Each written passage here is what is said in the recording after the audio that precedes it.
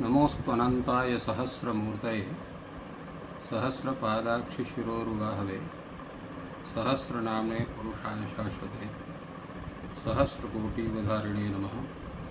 वेदान्तवेद्यतत्त्वाय जगत्त्रितयहेतवे रध्वस्ताशेषदोषाय तरस्मै ब्रह्मणे नमः।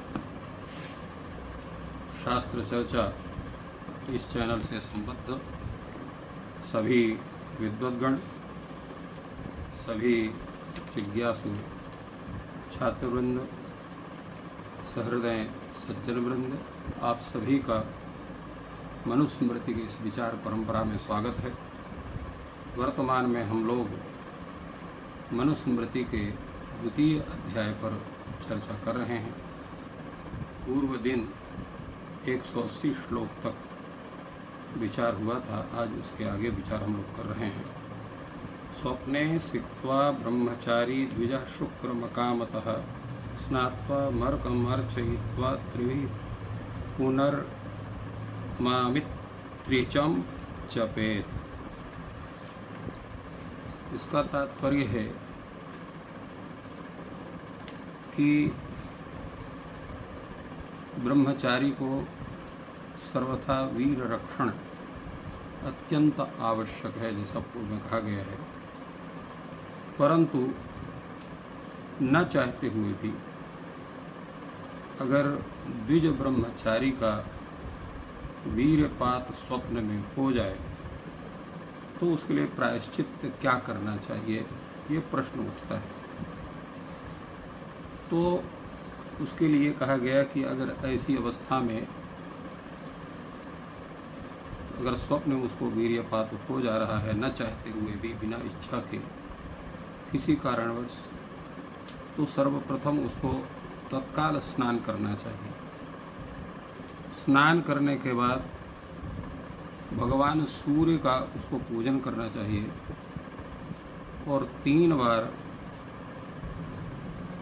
पुनर्मामैत्पिंद्रियम, यह जो वैदिक मंत्र है संपूर्ण, उसका 3 बार जप करना चाहिए। तो उससे अनिच्छा से स्वप्न में हुए वीरपात द्वारा जो दोष उत्पन्न हुआ है वह नष्ट हो जाता है और उसको पुनः प्रयास करना चाहिए कि स्वप्न में भी ये दुर्घटना उसके साथ कभी ना हो। ये शास्त्र का विचार है। आगे आचार्य के जो उनके सेवा कार्य हैं उसके विषय में है कि कौन कौन से सेवा आचार्य की अत्यंत आवश्यक है, जिसको करना ही है। उदकुंभम सुमनसो गोशकिन मृत्तिका कुशान आहरेद यावदर्थानि भैक्षम चाहरश्चरे। ब्रह्मचारी को चाहिए कि गुरु के लिए जितना आवश्यक है उतना घड़े से, जलाशय से जल ला करके उसकी पूर्णता करे और उनके देव पूजन के लिए फूल का ले आवे, पुष्प ले आवे, पुष्प ले आकर के उनको अर्पित करे, जिससे अपनी देव पूजा कर सकें। दूसरे जो गायें हैं, उन गायों का जो गोबर है गौशाला से उसको उठा करके यथास्थान उसको स्थापित करे। और आचार्य के लिए जो अपने कार्य संपादन के लिए जो मृत्तिका है शुद्ध स्थल की, उस मृत्तिका को ले आवे, कुशा का आनयन करे जितनी आचार्य की आवश्यकता है। तो इस तरह से आचार्य के उन आदेशों का पालन करे और उसके पश्चात मध्याह्न में जो द्विज हैं गांवों में, नगरों में, उनके यहाँ भिक्षा को मांग करके ले आवे। तो इतने काम जो है आवश्यक। हरेत यावदर्थानि भैक्षम चा अर्हश्चरेत।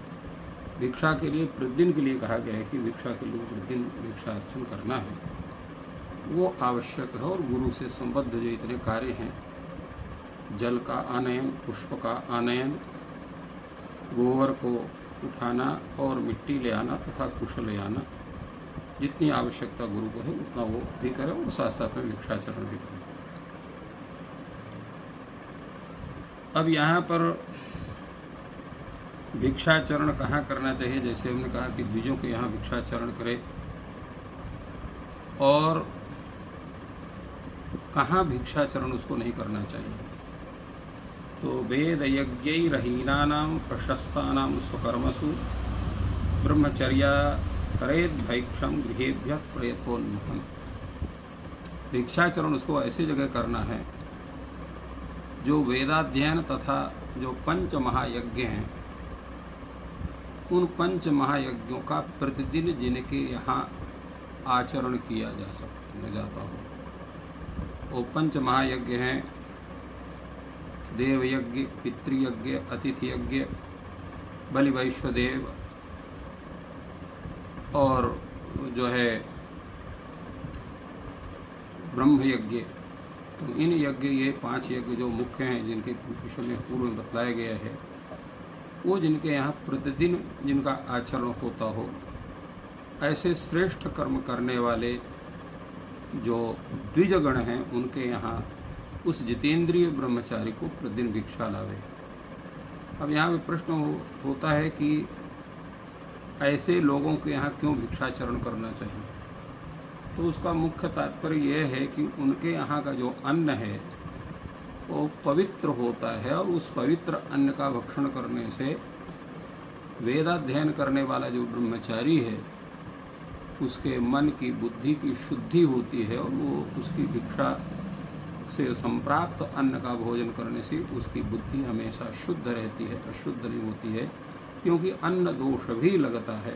इसलिए अन्न दोष की निवृत्ति के लिए इन ऐसे जो है श्रेष्ठ लोगों के घर में भिक्षाचरण करना चाहिए, जो वेदाध्ययन जिनके यहाँ नहीं है, जो पंच महायज्ञों का आचरण नहीं करते हैं, ऐसे चाहे जितने भी क्यों न सज्जन व्यक्ति हों, उनके यहाँ भिक्षाचरण नहीं करना चाहिए, क्योंकि उनके यहाँ की भिक्षा उतनी पवित्र नहीं होती जितना होनी चाहिए। गुरोः कुलो न भिक्षेत न ज्ञाति कुल बंधुषु अलाभे त्वन्य गेहानां पूर्वम विवर्जय। कहाँ कहाँ भिक्षाचरण नहीं करना चाहिए। तो सबसे पहले है गुरु के कुल में भिक्षाचरण नहीं करना चाहिए, जो गुरु के ज्ञाति हैं उनके यहाँ, और अपने भी जाति वाले कुल लोग हैं, कुल के जो लोग हैं, जो उनके बंधु बांधव हैं, माता पिता भाई चाचा ताऊ आदि, उनके घर में भिक्षाचरण नहीं करना चाहिए। अब प्रश्न है कि मान लीजिए जिनके यहाँ भिक्षाचरण करने गए, उन्होंने भिक्षा आपको नहीं दी, तो क्या करना चाहिए। तो उस घर को छोड़ करके दूसरे घर में जाए, और ऐसे ऐसे जो नहीं दे रहे हैं उन घरों को छोड़ करके जिन घरों में भिक्षा मिलती है उनके घरों में जा कर के भिक्षाचरण करना चाहिए, और यथा संप्राप्त माने जितने में उसका कार्य चल सकता है उतने ही भिक्षाचरण करें, उसे अधिक भिक्षाचरण नहीं करना चाहिए। सर्वं वापि चरेद ग्रामं पूर्वोक्तानाम असंभवे नियम प्रयतो वाचा मभिशंस्तास्तु वर्जयेत्। अब इसमें भी कहा गया है कि सर्वं वापि चरेद ग्रामं पूर्वोक्तानाम असंभवे। अगर पूर्वोक्त जो ज्ञाति बंधु कुल गुरु हैं, अथवा जो वेदाध्ययन करने वाले पंच महायज्ञ करने वाले ऐसे लोग हैं, मान लीजिए कि उनके यहाँ भिक्षा उनको नहीं मिली कहीं, तो अपने वाणी में संयम रख करके, ये नहीं कि भिक्षाचरण किया, भिक्षा नहीं दिया, तो वो लोग आपको जो है आपको कष्ट हुआ तो आप उनको कुछ शब्द कहें, तो ऐसा नहीं। उनके यहाँ सर्वत्र आपको भिक्षाचरण करना, किंतु जो पापाचरण करने वाले हैं, महापातकी हैं, उनके घरों में भिक्षाचरण नहीं करना चाहिए, क्योंकि उनके यहाँ की भिक्षा जो है व्यक्ति के मस्तिष्क को प्रभावित करती है, उसको अल्प करती है, इसलिए उनके यहाँ भिक्षाचरण नहीं करना चाहिए। इसके साथ साथ क्या है, सायंकाल प्रातःकाल हवन कर्म करना चाहिए, उसके लिए समिधा को भी ले आना आवश्यक हो। अब समिधा तो कोई आवश्यक नहीं है कि जहाँ पर आप वहीं समिधा आपको तत्काल मिल जाएगी, कहीं कहीं दूर भी जाना पड़ेगा, तो दूराद आहृत्य समिधा सन्निदध्याद विहायसी सायं प्रास्त जुहियात्ताभि अग्निम अतंद्रिता। तो दूर से समिधा ले आकर के सबसे पहले तो उसको सुरक्षित स्थान में रखें। अगर ऐसी स्थिति नहीं है, छप्पर आदि नहीं है जहाँ आपको सुरक्षित स्थान में रखें, तो फिर खुले स्थान में भी उस समिधाओं को रखना चाहिए जिसमें से धूप लगती रहे और वो गीली ना हो। तो ऐसे स्थानों में समिधा को ले आकर के उनको रखें। साथ साथ में उन समिधाओं से प्रातः काल और सायंकाल दोनों समय उसको हवन करना चाहिए। सायं प्रातः जुहियात, और आलस्य रहित होकर, आलस्य नहीं होना चाहिए कि आज मूड नहीं है तो हम हवन कर्म नहीं करेंगे, ऐसा नहीं होना चाहिए। दोनों समय प्रातःकाल और सायंकाल, प्रातःकाल सूर्योदय के समय और सायंकाल सूर्यास्त के पूर्व हवन करने का, समिधा आधान करने का नियम। उसके पूर्व में आगे कहते हैं कि अकृत्वा भैक्षचरणम असमिध्य जपावकम अनातुरः सप्तरात्रम अवकीर्ण व्रतम चरे। अनातुरः सप्तरात्रम अवकीर्ण व्रतम चरे।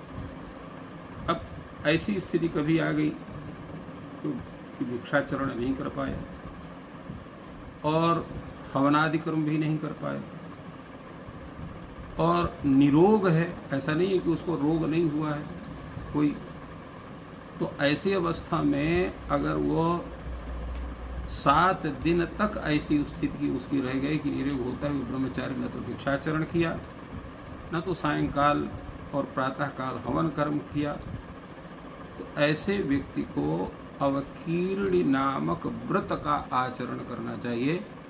यह अवकीर्ण नामक व्रत क्या है, इसको 11वें अध्याय के 118वें श्लोक में उसकी जब चर्चा होगी तो उस समय उस पर विचार किया जाएगा। अभी इतना ही बताया गया यहाँ पर कि निरोग रहते हुए भी आलस्य के कारण या किसी अन्य के कारण या किसी अन्य कार्य में व्यस्त होने के कारण जो भी उसके भिक्षाचरण में और सायं प्रातः हवनादि कर्म में व्यवधान पहुँचा, अगर वो 7 दिन तक या 1, 2 दिन, 3 दिन, 4 दिन, 5 दिन होगा तो कोई दिक्कत नहीं, परंतु वो अगर 7 दिन व्यतीत हो गए ऐसा करते हुए तो अवकीर्ण नामक व्रत का आचरण करके उसका प्रायश्चित्त करना चाहिए। दूसरा ये है कि मान लीजिए भिक्षाचरण नहीं हुआ तो कहीं भी जो ही मिला आपको भोजन किसी के घर में जाके कर लेना, वो उचित नहीं है। भैक्षेण वर्तयन् नित्यं नैकान नादि भवेद व्रति भैक्षेण व्रतिनो वृत्ति रूपवास समासन। तात्पर्य यह है कि ब्रह्मचारी जो है वो प्रतिदिन भिक्षाचरण करे,